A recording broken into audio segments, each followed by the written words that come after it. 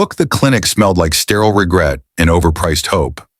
I stared at the ultrasound image in my hand, black, white, and impossible, and thought, well, fuck. Mr. Rivers, I know this is unexpected, Dr. Chen said, her voice doing that careful thing people do when they're about to ruin your life. But the embryo transfer was successful. You're 8 weeks along. Successful? That's what she called the biggest medical fuck-up in Seattle's fertility history. I wasn't supposed to be pregnant. I wasn't supposed to be here. And I definitely wasn't supposed to be carrying some anonymous alpha's kid because a lab tech mixed up vials like they were shuffling a goddamn deck of cards. Whose is it? My voice came out steadier than I felt. The paper crinkled in my grip. Dr. Chen hesitated. That hesitation told me everything. We're still determining that. There were 2 samples processed that day from the same client. Twins, actually. The Castellano brothers. Castellano. The name hit me like a cold wind off Puget Sound. Everyone in Seattle knew that name. You didn't grow up in Capitol Hill without hearing whispers about the Castellano family. Old money, older secrets, and the kind of reputation that made people cross the street. They owned half the waterfront, a chain of legitimate import businesses, and probably a few politicians. And now, apparently, they own part of my future. You're telling me, I said slowly, that I'm pregnant with a mafia baby, and you don't even know which mafia baby?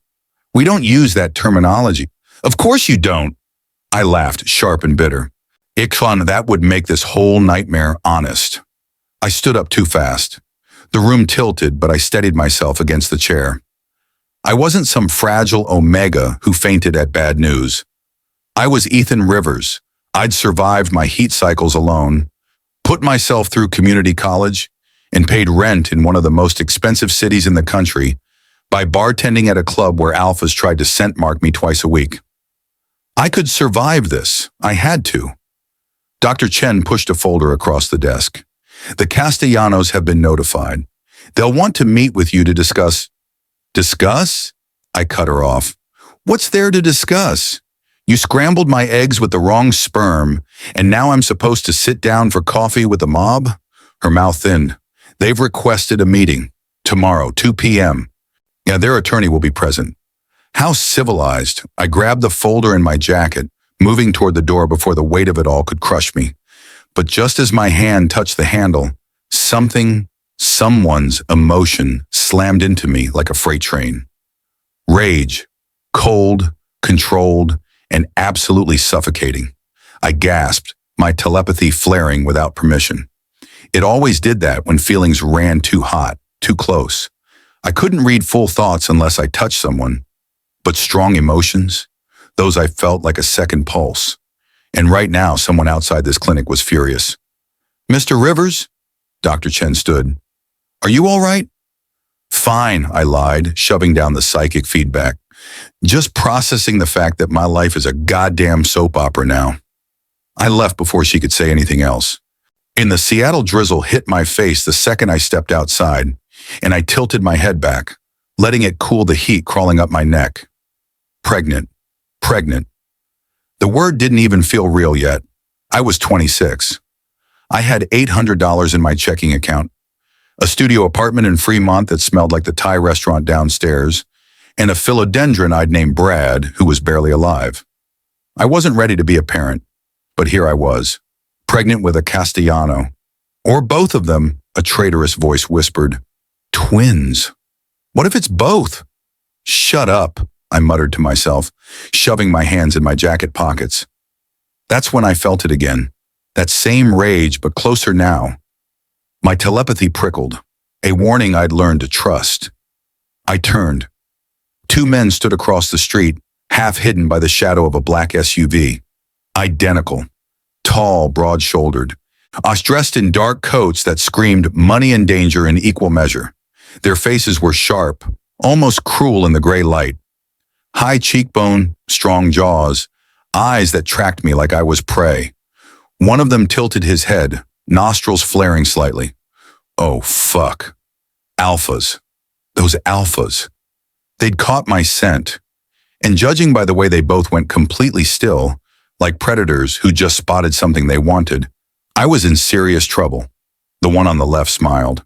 It wasn't a kind smile. The one on the right didn't smile at all. He just stared at me with the kind of intensity that made my stomach flip and my instincts scream run. I should have run. Instead, I met their eyes, lifted my chin, and gave them the middle finger. Then I turned and walked away. Behind me, I heard one of them laugh, low, dark, and absolutely delighted. "I found you," someone said. The voice wrapped around me like smoke and sin, and I knew, felt, with every psychic nerve in my body.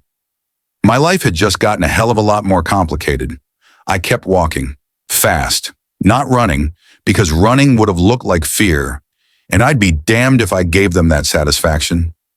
But my heart was doing this stupid hammering thing against my ribs, and my telepathy was going haywire, picking up emotions that felt like they were trying to crawl inside my skin. Want, hunger, possession, all alpha, all directed at me. "Jesus," I muttered, turning the corner onto Pike Street. The Seattle rain picked up, cold drops sliding down the back of my neck. I pulled my hood up and tried to blend into the usual afternoon crowd. Tourists with their overpriced coffees, tech workers glued to their phones, street musicians playing for spare change. Normal. I just needed to look normal, except my scent was doing the exact opposite of normal. Pregnancy hormones had kicked my omega pheromones into overdrive. I could feel it, that subtle shift in the air around me, sweeter than usual. Richer. The kind of scent that made alphas turn their heads even when I wasn't in heat. And those two, the Castellanos, they'd smelled it, recognized it, probably knew exactly what it meant. One of them got me pregnant, and neither of them knows which one. The absurdity of it almost made me laugh. Almost. Footsteps behind me, steady, unhurried, like they had all the time in the world and knew I had nowhere to go. My telepathy flared again, stronger this time. I caught fragments of emotion, sharp and clear. Amusement. That was the one who'd laughed. Curiosity. The one who hadn't smiled. And underneath both, dangerous, coiled control. I reached the corner of 3rd Avenue and stopped at the crosswalk, jabbing the button like that would make the light change faster. My reflection stared back at me from the glass of a boutique window. Dark hair plastered to my forehead, gray eyes too wide, and a jawline I'd inherited from a father I'd never met. I looked exactly like what I was, a broke omega in over his head. "Running won't help." The voice came from directly behind me, close, too close. I spun around. He stood there, rain dripping off the edge of his coat, hands tucked casually in his pockets. Up close, he was even more unfair. Tall enough that I had to tilt my chin up, with dark eyes that looked almost black in the gray light. His scent hit me a second later, cedar and smoke, ulnar threaded with something sharper, dangerous. Alpha. Definitely alpha. "I'm not running," I said, forcing my voice to stay level. "I'm walking. There's a difference." His mouth curved. "Is there?" "Yeah, running implies I give a shit." That made him pause. His eyes flickered with something that might have been surprise or interest. Hard to tell with alphas. They all had that same stone-faced thing going on. "Ethan Rivers," he said, like he was tasting my name. "Congratulations, you can read a medical file. Want a gold star?" "You're carrying my child." "Or your brother's," I shot back. "Jury's still out on that one, isn't it?" Something shifted in his expression. Not anger. Something colder.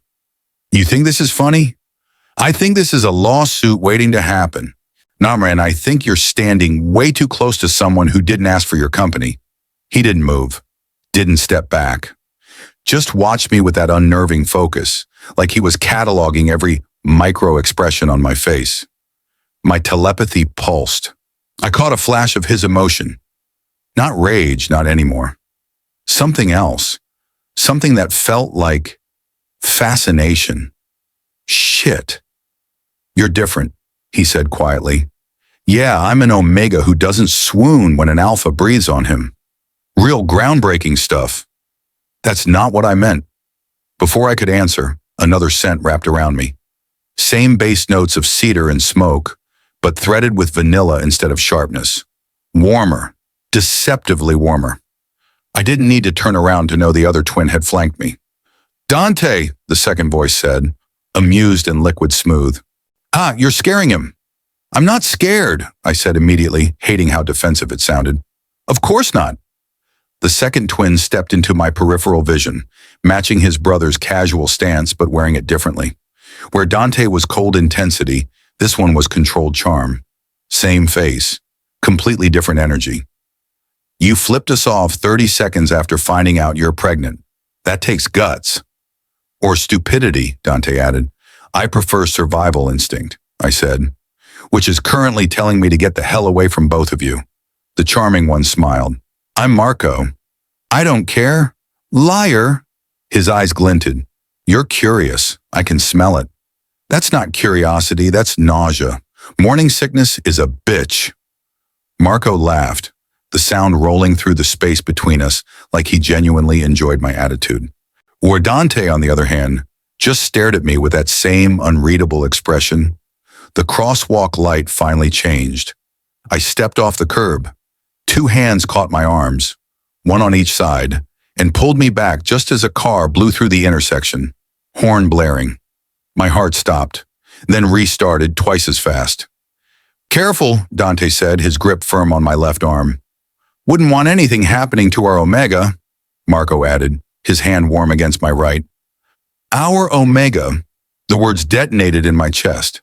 My telepathy cracked wide open and suddenly I was drowning in their emotions. Sharp, overwhelming, possessive in a way that made every nerve in my body light up. They weren't letting go. And the worst part? I wasn't sure I wanted them to. That thought alone made me yank my arms free, hard. "Don't touch me," I said. He's stepping back so fast I nearly tripped off the curb again. My pulse was doing something stupid and traitorous, and I hated it. Hated the way my skin still tingled where their hands had been. "And I'm not your anything." "You're carrying our child," Dante said, matter of fact, like he was stating the weather. "Congratulations, you've discovered how pregnancy works." Gold stars all around. I shoved my hands in my pockets to stop them from shaking. "That doesn't make me yours. That makes me a victim of medical malpractice and really shitty lab protocols."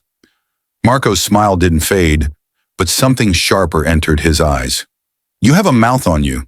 "Yeah, and it's attached to a brain. Novel concept, I know."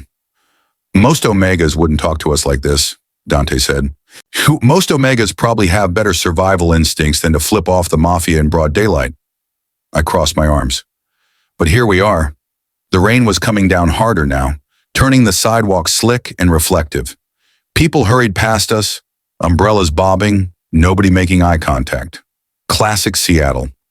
See something weird? Ignore it and keep walking. I wished I could do the same. "We need to talk," Marco said, his tone shifting into something more serious. "Somewhere private. Hard pass. This isn't a negotiation. Everything's a negotiation." I met his eyes, refusing to look away first. "And right now, I'm negotiating my way out of whatever weird twin alpha claiming ritual you two have planned." Dante's jaw tightened. Just barely, but I caught it. My telepathy picked up a flash of his emotion again. Frustration. Tightly leashed. Good. Let him be frustrated. I was frustrated too, and terrified, and so far out of my depth I couldn't even see the surface anymore. "You don't understand the situation you're in," Dante said, his voice dropping lower. "Oh, I understand perfectly." I ticked off points on my fingers. 1, I'm pregnant because someone screwed up. 2, you don't know which one of you is the father. 3, you both think you have some claim on me because of biology and pheromones and alpha bullshit. How am I doing so far? "You're missing the part where you're in danger," Marco said quietly. That stopped me cold. "What?" "Our family has enemies." Marco exchanged a glance with Dante. "The second word gets out that a Castellano heir exists, you become a target. Whether you like us or not, whether you want our protection or not, you're involved now." My stomach twisted. Not morning sickness this time. Real creeping dread. That's not my problem, I said, but even I heard how weak it sounded. It is now, Dante said. The clinic will report the pregnancy. It's protocol. And when they do, our enemies will find out. They always do. I laughed, sharp and bitter. So what? You're here to protect me? Out of the goodness of your cold mob boss hearts? We're here because that's our child, Marco said. And for the first time, the charm cracked. Something raw flickered underneath.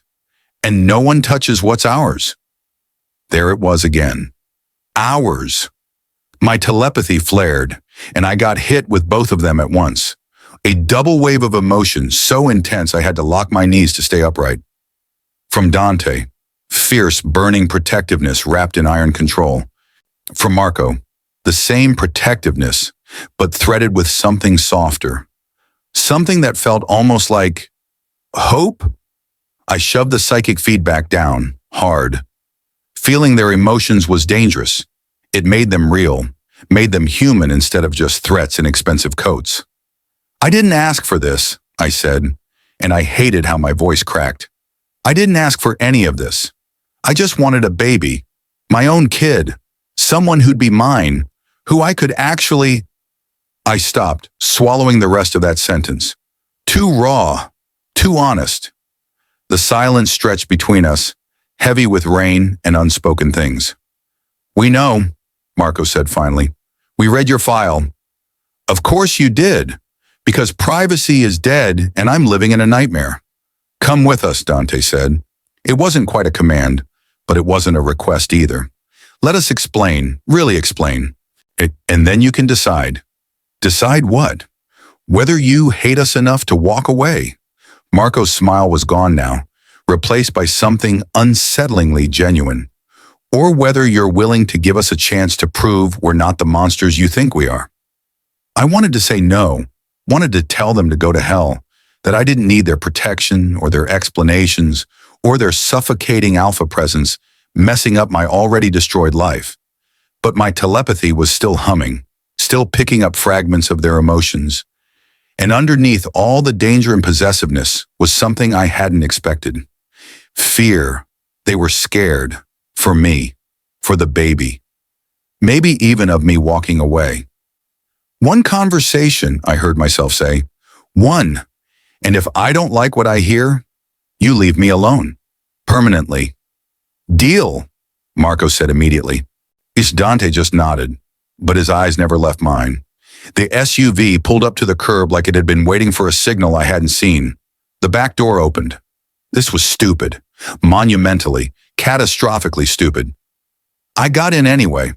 The door closed behind me with a soft, final click, and I realized with a sinking feeling that I'd just made a choice I couldn't take back. Marco slid in on my left, Dante on my right, both of them too close, too warm, too everything. Where are we going? I asked. Somewhere safe, Dante said. That's not an answer. It's the only one you're getting right now, Marco said. And despite everything, there was a hint of amusement back in his voice. The SUV pulled into traffic, and Seattle blurred past the rain-streaked windows. I closed my eyes and wondered if I'd just climbed into a cage. Or if maybe, terrifyingly, I'd wanted to all along. The leather seat was cold against my back. Or maybe I was just hyper-aware of everything now. The low purr of the engine, the rain drumming against the roof, the heat radiating from both sides of me like I'd been sandwiched between two furnaces. I opened my eyes. Big mistake. Marco was watching me with that infuriating half-smile, like he'd just won something. Dante stared straight ahead, jaw tight, but his hand rested on the seat between us. Close enough that if I shifted even an inch, we'd touch. I didn't shift. So, I said, because silence felt too much like surrender. Do you guys practice the whole intimidating alpha twin thing in the mirror? Or does it come naturally? Marco's smile widened. Naturally. Of course it does. I looked out the window, watching the city slide past, and we were heading north toward the water. Let me guess. You're taking me to some compound on the waterfront where you'll lock me in a tower and expect me to be grateful for the protection. We don't have a tower, Dante said. Yet, Marco added. But that's not a bad idea. I shot him a look. I will burn down any tower you put me in. Noted. He was definitely enjoying this. For the record, we're going to a safe house. Neutral ground. No towers. No locks. Just two alphas and one very pissed off Omega, I muttered. What could possibly go wrong? The SUV turned onto a side street, the kind where the houses had gates and the price tags had too many zeros. My stomach did that annoying flip thing again. Not morning sickness, just the dawning realization that I was way out of my tax bracket and possibly out of my mind. My telepathy prickled. Without meaning to, I caught another flash of emotion from Dante. Still that tightly controlled protectiveness, but underneath it something else, something that felt like guilt. I frowned, glancing at him. His profile was sharp in the gray light filtering through the window. Strong nose, defined cheekbone, a small scar near his temple I hadn't noticed before. He must have felt me staring because he turned his head, catching my gaze. What? He asked. You feel guilty, I said before I could stop myself. His expression didn't change, but something flickered in his eyes. Excuse me? Shit. I'd said that out loud. I never told people about my telepathy. Never. It was the one card I kept close. The one advantage I had in a world that already saw Omegas as weak. Nothing, I said quickly. Forget it. You said I feel guilty. Dante's voice was still level, but there was an edge to it now. Curiosity. Maybe suspicion. How would you know that? Lucky guess? Try again. I could feel Marco's attention shift to me too. Great. Both of them staring now. Their combined focus like a physical weight. I'm good at reading people, I said, which wasn't technically a lie. Body language, micro-expressions, that kind of thing. Interesting, Marco said slowly. What else can you read? That you're both control freaks who think personal space is a suggestion. I crossed my arms, defensive. And that this conversation is over. Dante's hand moved, not toward me, but his fingers flexed against the leather seat. A tell. He was restraining himself from something. My telepathy flared again, stronger this time. His emotion hit me like a wave, frustration tangled with fascination, and underneath it all, a hunger that made my breath catch. He wanted to touch me, wanted it so badly I could taste it in the air between us. Stop that, I said, my voice coming out shakier than I'd intended. Stop what? His eyes were darker now, intense in a way that made my pulse stutter. Looking at me like that? Like what? Like you're trying to figure out if I'm prey or a puzzle. Maybe you're both, Marco said. And when I turned to glare at him, he was closer than before. Not by much, just a few inches, but enough that I could see the gold flecks in his eyes. Enough that his scent wrapped around me, warm and stupidly appealing. Cedar and smoke and vanilla, both of them. Different but complementary, and like they'd been designed to short-circuit my Omega instincts. I hated it. Hated that my body wanted to lean into that warmth, that my hindbrain was screaming, safe, safe, safe, even though my rational brain knew these two were anything but. Personal space, I reminded them, pressing back against the seat. It's a real thing humans respect. We're not human, Dante said quietly. We're alphas. Yeah, I got that from the whole our Omega thing you keep doing. I forced myself to meet his eyes. Newsflash. Claiming someone without their consent is called kidnapping, not courting. We're not courting you, Marco said, but there was something playful in his tone now. Teasing. Yet. Oh my God. We're protecting you, Dante corrected, shooting his brother a look. And there's a difference. Is there? I threw his own words back at him. Because from where I'm sitting, it feels pretty similar. The SUV slowed, turning through a set of iron gates. A house appeared through the rain, all clean lines and massive windows overlooking Puget Sound. Beautiful, isolated. Exactly the kind of place you'd take someone if you wanted to make sure they couldn't leave. My heart rate kicked up. The twins noticed. Of course they did. Alphas could hear everything. Breathe, Marco said softly.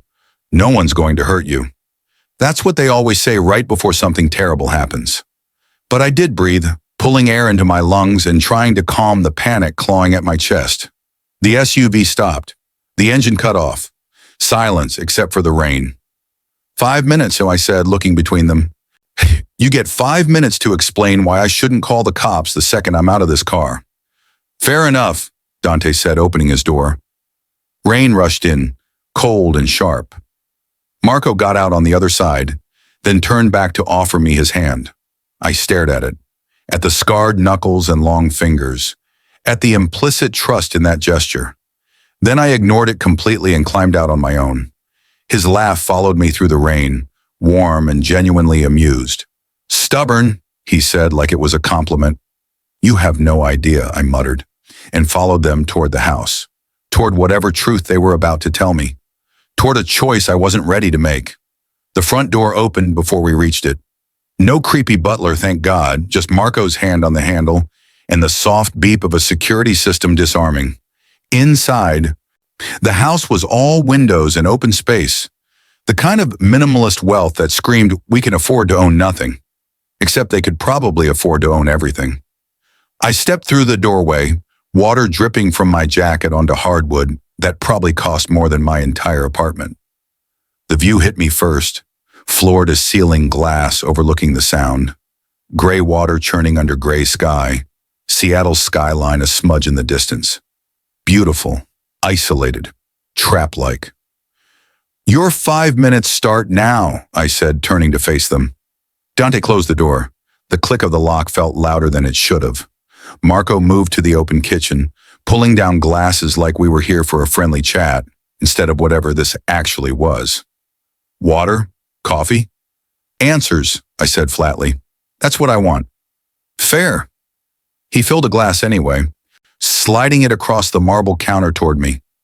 But you should drink something. You're pregnant. Hydration matters. Don't, I said, my voice sharper than intended. Don't do that. Don't act like you care about the baby when this whole thing is a mess you helped create. Something flickered across Marco's face. Hurt, maybe, but it was gone too fast for me to be sure.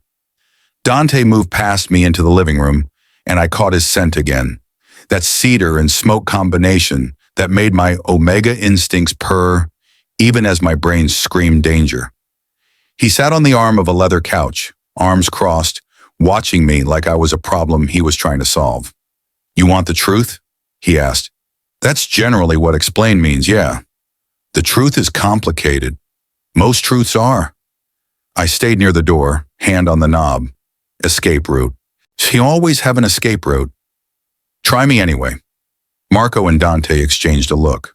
One of those twin communication things that didn't need words. Then Dante sighed, and for the first time since I'd met him, he looked tired. We weren't supposed to be able to have children, he said quietly. That stopped me cold. What? Biologically, Marco added, leaning against the counter. Our family has a genetic condition, runs through the alpha line. Most Castellano men are sterile by 30. Dante and I are 29. Oh, my telepathy picked up the wash of their emotions. Shame from Dante, carefully hidden. Resignation from Marco, worn like old armor. And underneath both, a grief so deep it made my chest ache. The IVF wasn't for someone else, I said slowly, pieces clicking together. And it was for you.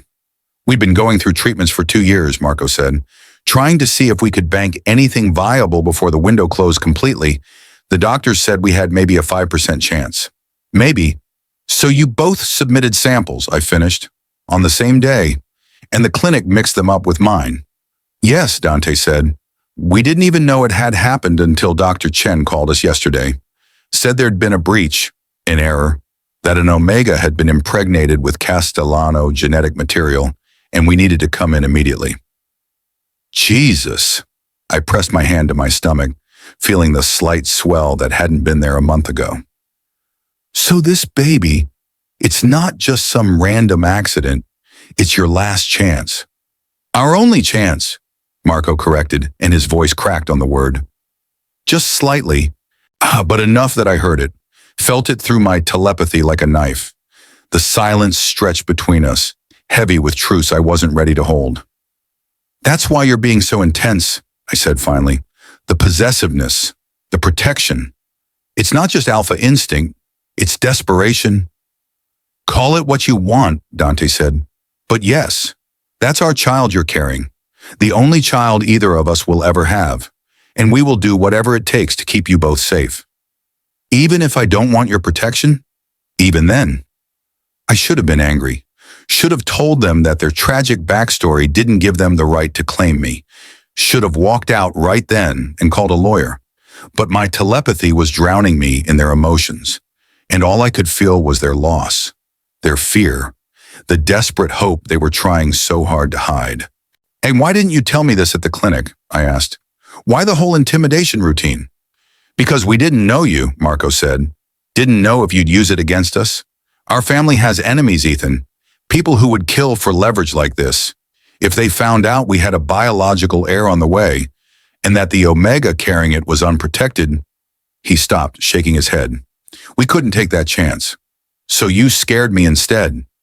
We protected you, Dante corrected. There's a difference. Everyone keeps saying that. I moved away from the door, closer to the windows. The rain was letting up, leaving streaks on the glass. What about what I want? Did either of you stop to think about that? What do you want? Marco asked quietly. I turned to look at them. Two identical faces, two completely different energies. Both focused entirely on me, like I was the only thing in the world that mattered. And God help me, part of me liked it. I wanted a family, I admitted, the words coming out smaller than I'd intended. I've been alone my whole life. Foster care, group homes, aging out at 18 with nothing. I saved for 3 years to afford IVF because I wanted someone who was mine. Someone I could love, who'd love me back. My throat tightened. I hated how vulnerable I sounded. Hated that I was telling them this. But it felt like the truth demanded truth. And now that someone belongs to both of you too, I finished, and I don't know how to feel about that. You don't have to decide right now, Marco said, but you need to let us protect you. Please. I looked at Dante. His jaw was still tight, but his eyes had softened, just barely. My telepathy pulsed, picking up something new from him. Not guilt this time, understanding. He knew what it was like to be alone, to want something so badly it hurt. What happens if I say no? I asked. We protect you anyway, Dante said, just from a distance. And if I say yes, then we figure this out together. Marco's smile was softer now. Real. All three of us. I closed my eyes, feeling the weight of the choice pressing down on me. When I opened them again, both twins were watching me like I held their entire future in my hands. Maybe I did. Okay, I said. The word hung in the air between us, fragile and tentative. Like if anyone moved too fast, it might shatter. Marco exhaled. I hadn't realized he'd been holding his breath until that moment. Okay?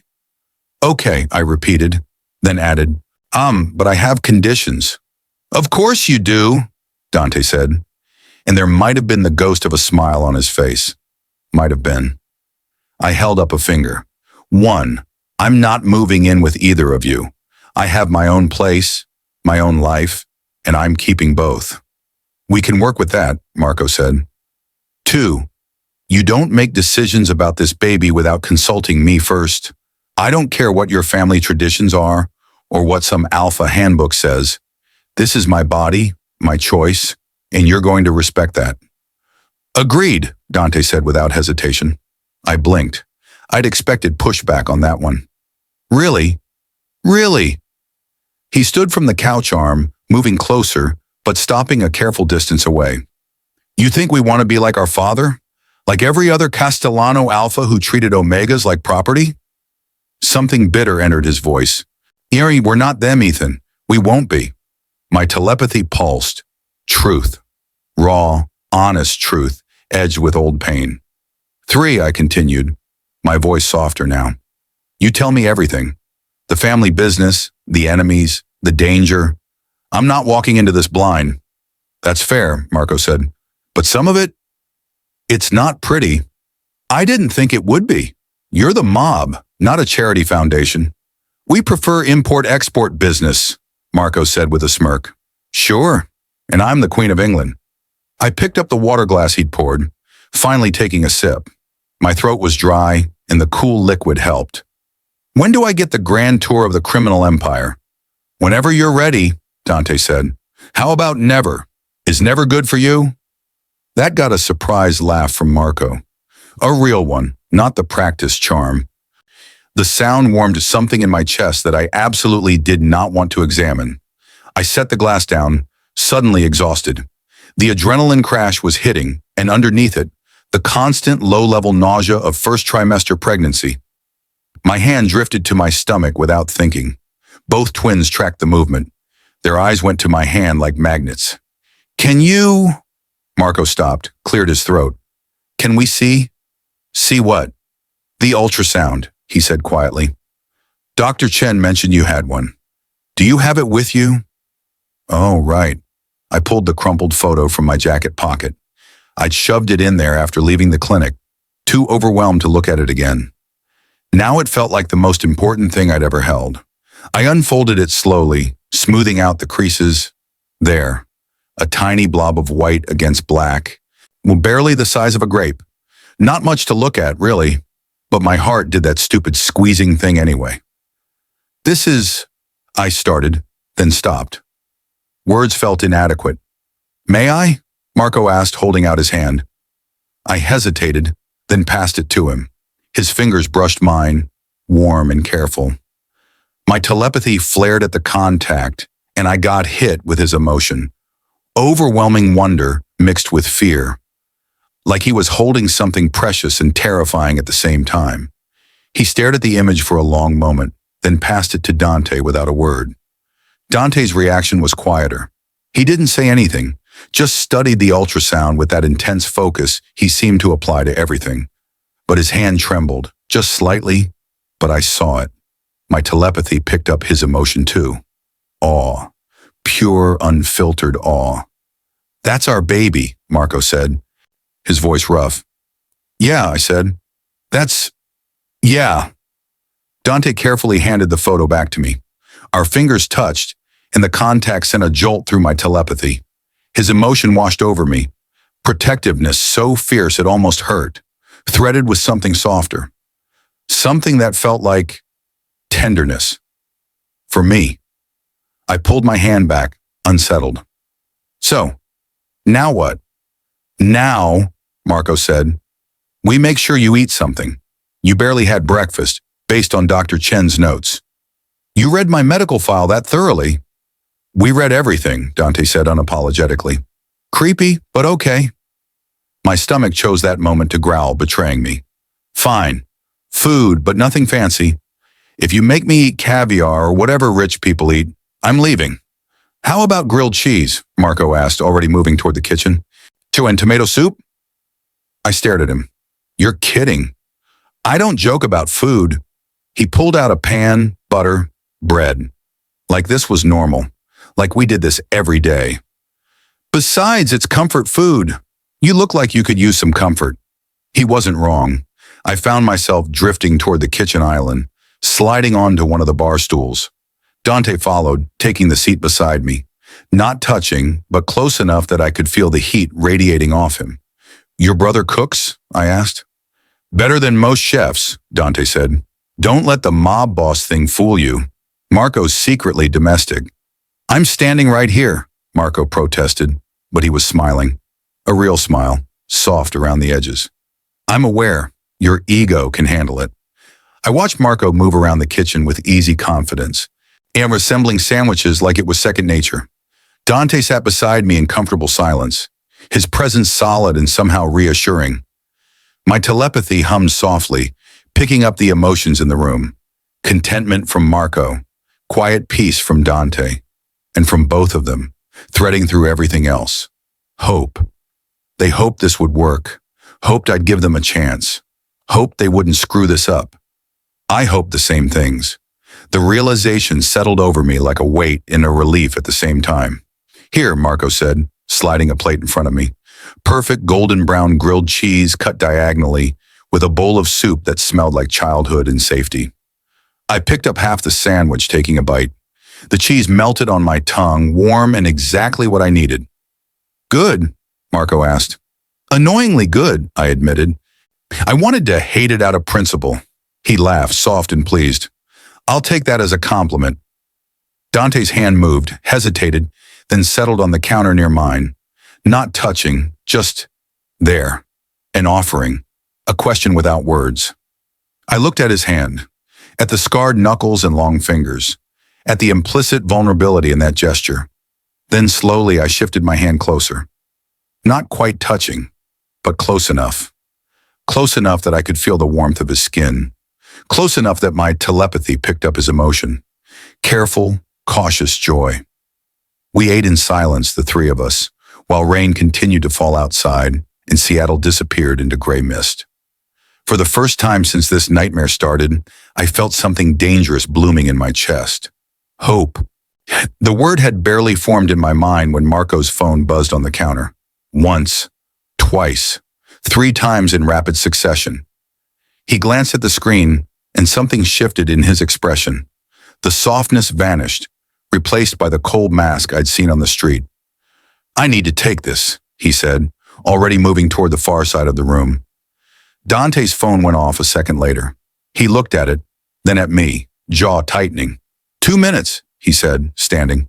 Sure, I said, trying to keep my voice casual even as unease crawled up my spine. Take your time. They moved to opposite corners of the open space, voices dropping to urgent murmurs. Not quite whispers, but low enough that a normal person wouldn't hear. Too bad for them I wasn't normal. And my telepathy was already picking up the spike in their emotions. Tension, anger, and underneath it all, something that felt sickeningly like calculation. I finished my sandwich slowly, pretending not to listen, but every word hit me like a physical blow. Can't tell him yet, Marco was saying. Not until we're sure. He'll find out eventually, Dante replied from across the room. Better it comes from us. And say what? That the old man wants the heir regardless of whether Ethan stays or not? That we're supposed to secure his cooperation or remove him from the equation? My blood went cold. We're not doing that, Dante said, voice hard. I don't care what father wants. Then we need to figure out another play, fast, because if we don't deliver a solution by tonight, he'll send his own people. I set down my spoon carefully, fighting to keep my hands steady. My telepathy was screaming now, picking up layers of emotion I didn't want to feel. Guilt from Marco, fury from Dante, and threading through both, fear. They were afraid of their father, and they'd been lying to me. How long have you known? I asked, my voice cutting through their conversation like a knife. Both of them froze. Ethan, Marco started, turning toward me. How? Long? I stood, my chair scraping against the floor. How long have you known that your father wants to take my baby? The silence was deafening. We can explain, Dante said, moving toward me with his hands raised like I was a spooked animal. Don't. I stepped back. Don't come near me. Just answer the question. Marco and Dante exchanged a look. That twin communication thing again. Except this time it felt like strategy. Like they were deciding what lie to tell me next. My telepathy flared, picking up the roil of their emotions, and suddenly I understood. They'd known from the beginning. Oh my God, I breathed. You knew before you even showed up at the clinic. That's why you were already there. You weren't coming to protect me. You were coming to secure the asset. It's not like that, Marco said quickly. Then what is it like? My voice was rising now, anger burning through the shock. Explain to me how this is anything other than you two playing me from the start. We were going to tell you, Dante said. When? After you got me to trust you? After I signed whatever paperwork makes this easier for you? I laughed, sharp and bitter. That whole speech about wanting a family, about figuring this out together, was any of it real? Or was it just the most efficient way to manipulate a stupid Omega into cooperating? Don't call yourself that, Dante snapped, and for the first time I heard real anger in his voice. Not at me, at himself. My telepathy caught it, the self-loathing underneath his control, the guilt he'd been drowning in since the moment they walked into my life. He did care. They both did, but they'd still lied. Our father is the head of the family, Marco said, his voice careful, measured. When he found out about the pregnancy, he ordered us to handle it. His way would have been... He stopped, swallowing hard. Dante and I came to you first because we wanted to do this differently. We wanted to protect you, not control you. By lying to me, by keeping you away from him, Dante said. By buying time to figure out how to get you both out of this without anyone getting hurt. I'm already hurt. The words ripped out of me, raw and jagged. You made me think this could actually work, that maybe I could have the family I always wanted. And the whole time you were just trying to figure out the best way to take my baby and disappear. That's not true, Marco said, and his voice cracked. Ethan, please. That was never the plan. Then what was the plan? I demanded. Tell me, right now. No more half-truths, no more careful words. What were you actually going to do? The silence stretched between us, painful and suffocating. We don't know, Dante admitted finally. We were going to convince Father to let you stay, to let us all stay, together. And if you couldn't convince him? Neither of them answered. My telepathy picked up their emotions anyway. The terrible, crushing weight of obligation, the fear of their father, the choice they'd been avoiding, me or their family, the baby or their legacy, and they hadn't decided yet which one mattered more. I need to leave, I said, my voice hollow. You can't. Marco moved between me and the door. It's not safe. There are people watching, people who know about you now. If you go back to your apartment alone, I don't care. I pushed past him, or tried to. He caught my arm, gentle but firm. Let me go, I said. Ethan, please just listen. I said, let me go. My telepathy exploded outward, not intentionally, just a raw burst of psychic energy fueled by hurt and rage. Both twins staggered back like I'd physically shoved them, hands going to their temples. I didn't wait, didn't think, so just grabbed my jacket and ran for the door. Ethan, wait! Dante's voice followed me, but I was already outside, rain hitting my face as I stumbled down the driveway toward the gate. It was locked. Of course it was locked. I pressed my hand against the security panel, and for a wild second, I wished my telepathy worked on electronics. Wished I could just open it with my mind and disappear. Footsteps behind me, fast. Please, Marco said, and he sounded wrecked. Please don't run. Not like this. I turned to face them, both of them standing in the rain, looking at me like I was the only thing in the world that mattered. But it was too late. You want to protect me?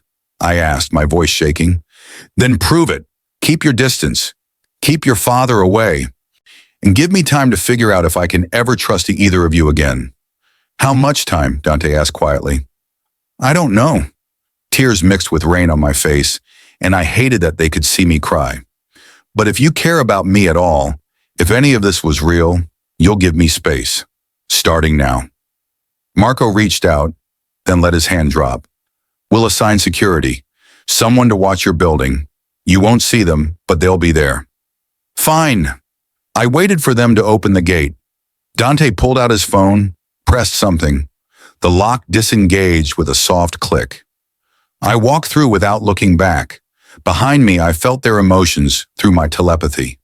Devastation, regret, and underneath it all, a desperate, aching need to fix this. But some things, I thought as I kept walking, she couldn't be fixed with pretty words and grilled cheese sandwiches. Some things required time, truth, and a trust I wasn't sure I could ever give them again. The rain was coming down harder now, soaking through my jacket as I walked. I had no idea where I was going, just away from the house, away from them, away from the crushing weight of everything I just learned. My phone buzzed in my pocket. I ignored it. It buzzed again and again. For fuck's sake, I muttered, yanking it out. 3 texts from Marco, 2 from Dante, all saying variations of the same thing. Please come back. We can fix this. Don't shut us out. I shoved the phone back in my pocket without answering. What was there to say? They'd lied. They'd manipulated me. And worst of all, I'd started to believe them. Started to believe I could actually have this. Have them. God, I was so stupid. My telepathy was still humming, picking up residual emotion from the house behind me even at this distance.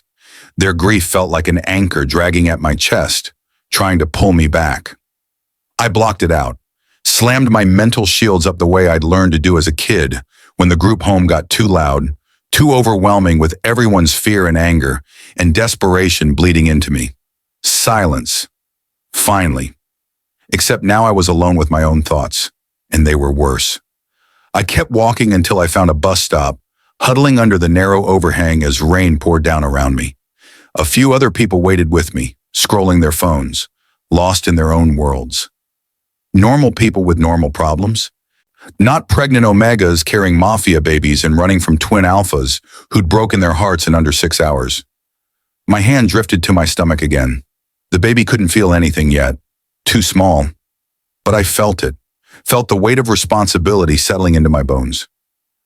"I'm sorry," I whispered to the tiny life inside me. "I thought I could give you a family. Turns out I don't even know what that looks like." The bus pulled up, doors hissing open. I climbed on, paid my fare, and collapsed into a seat near the back.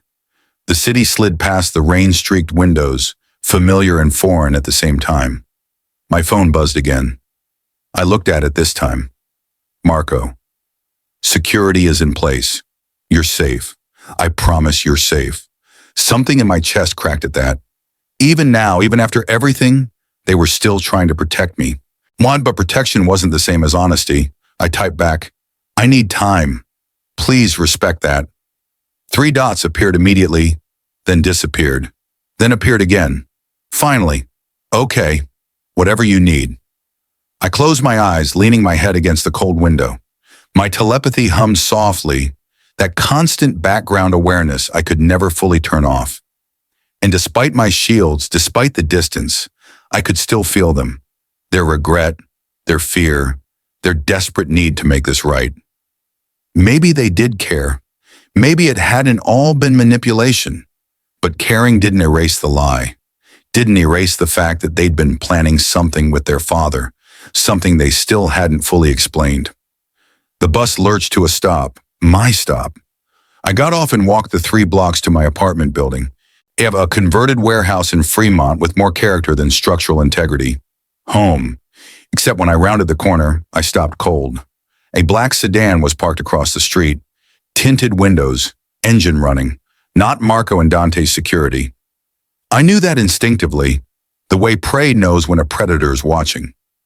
My telepathy flared before I could stop it, reaching out toward the car. The emotions that hit me made my stomach drop.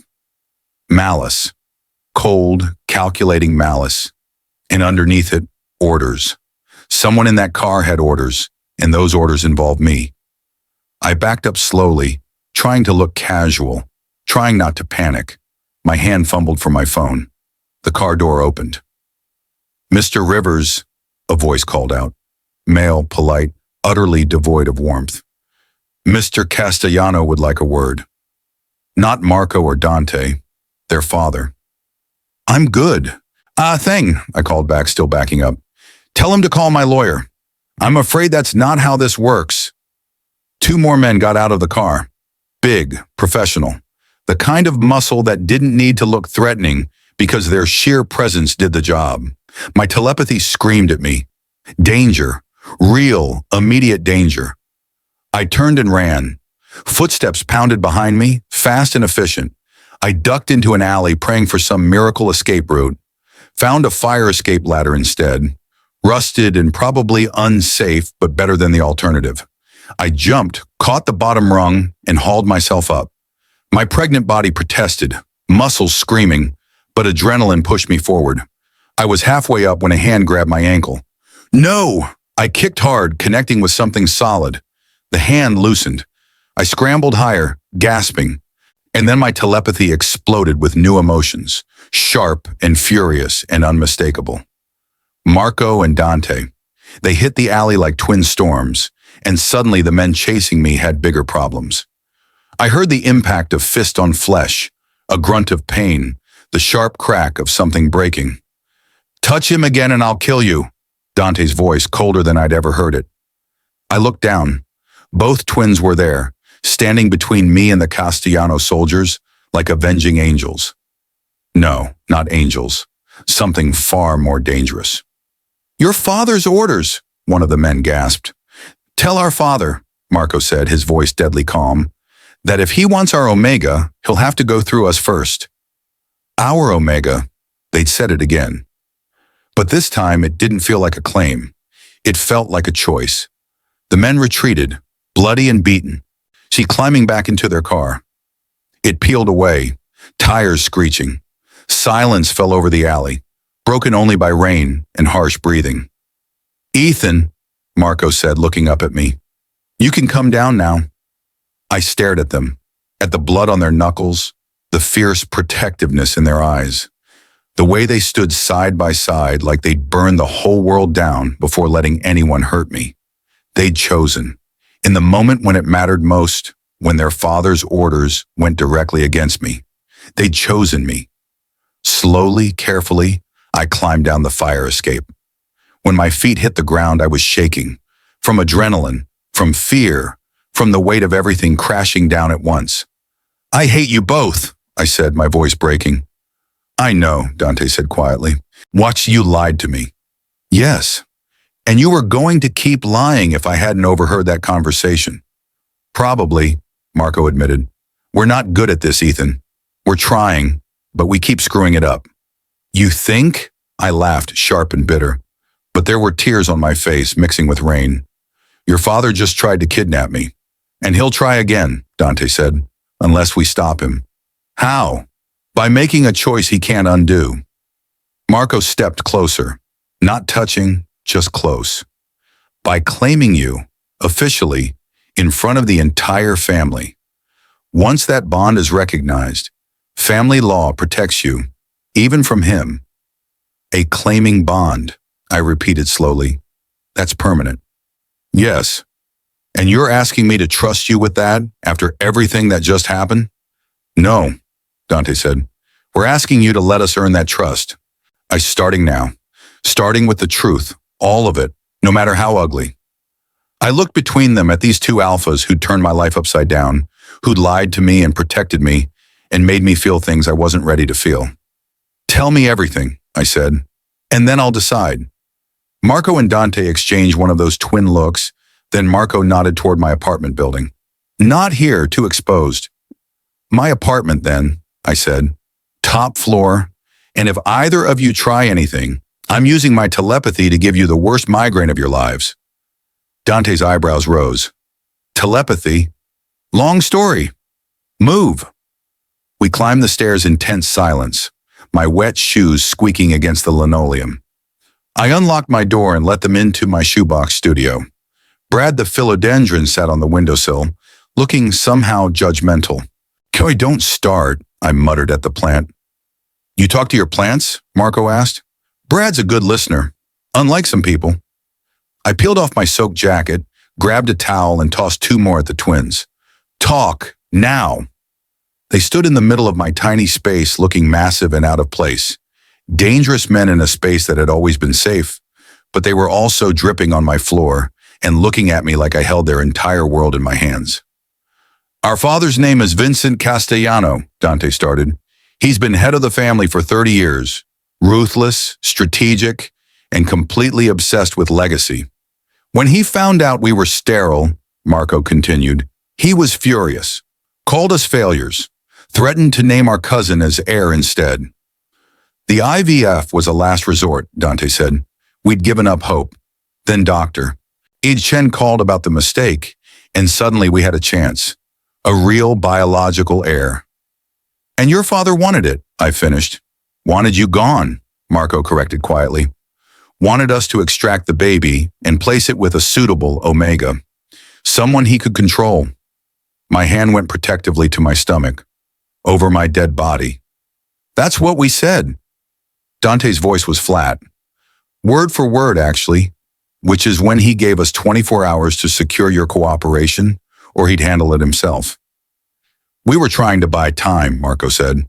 "Trying to figure out how to get you away from him, how to break free from the family without losing everything. But we couldn't tell you, Dante added, because if Father thought we'd gone soft, that we'd chosen you over family loyalty, he'd have acted immediately. The only way to protect you was to make him think we were following orders. I stared at them, my telepathy picking up the raw truth of their words, the fear, the desperation, the impossible choice they'd been facing. So what changed? I asked. Why tell me now? Because he just proved he won't wait, Marco said. Because we're done playing his game. And because he stopped looking at Dante. Because we care about you more than we care about the family, Dante finished. More than the business, the legacy, all of it. If it's a choice between you and them, we choose you. Every time. My breath caught. My telepathy confirmed it. Truth. Raw, unshielded truth. There's more, Marco said. Something Father doesn't know yet. What? We got the paternity results this afternoon, Dante said. Doctor. Wei Chen fast-tracked them after we requested. We know which of us is the biological father. My heart stopped. And? It's me, Marco said softly. Biologically, the baby is mine. Something shifted in my chest. Not disappointment exactly. Just finality. One answer in a sea of questions. But, Dante said, and his voice was rough, we don't care. If you'll have us, if you'll let us, we want to do this together. Both of us. As a family. A family, I repeated. The word felt foreign and familiar at the same time.